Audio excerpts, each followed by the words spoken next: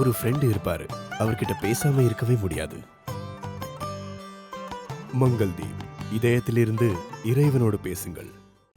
மத்திய அரசே கடந்த 3 வருடத்தில் சமஸ்கிருதத்திற்காக 643 கோடி ரூபாய் கொடுத்திருக்க. ஆனால் தமிழ் வளர்ச்சிக்காக ரொம்ப கொஞ்சோண்டு தான் கொடுத்திருக்க. காரணம் சொல்லு. இப்போ கனிமொழி அக்காவுக்கு காரணம் சொல்ல வேண்டிய கட்டாயத்தில் இங்கே வந்திருக்கு.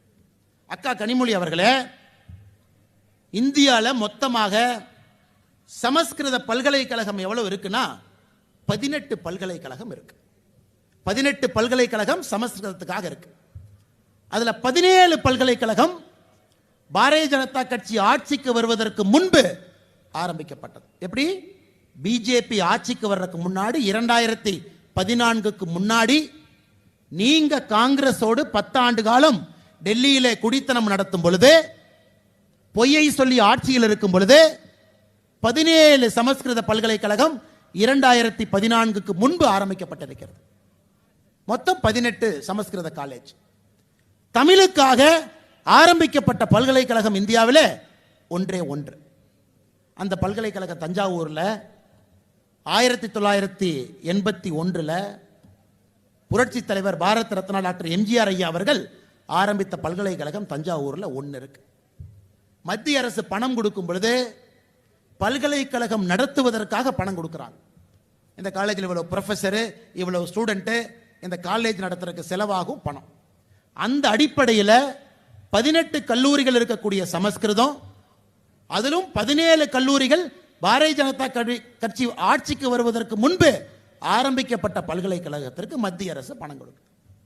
நீங்க அப்படியே கிளம்பி கோபாலபுரம் போனீங்கன்னா, ஏ ஸ்டாலின் அரசே, இந்த கேள்வியை பார்லிமெண்ட்ல இல்லை, இங்க கேட்கணும்.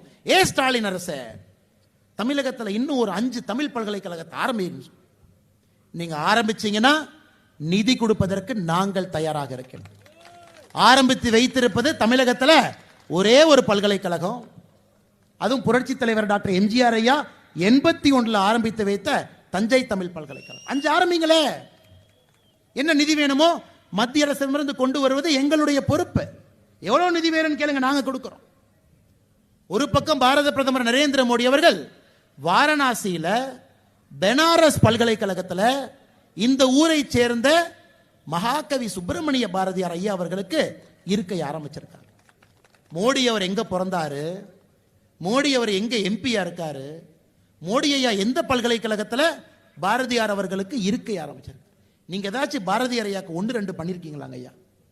எதுவுமே பண்ணல. ஏன்னா பாரதியார் அவர்கள் பிராமண சமூகத்தை சார்ந்தவர்கள், நமக்கு செட் ஆகாது, தூக்கி போடு. அப்படித்தானே பாரதியாரை வச்சிருந்தீங்க.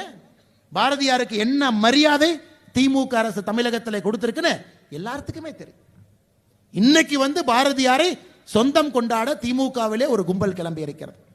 அதனால கனிமொழி அக்காக்கு என்னுடைய அன்பான வேண்டுகோள், இந்த டிராமாலாம் நீங்க விட்டுட்டு, ஏ ஸ்டாலின் அரசே, தமிழகத்திலே 5 தமிழ் பல்கலைக்கழகத்தை ஆரம்பிக்க தயாராக இருக்கின்றாயா?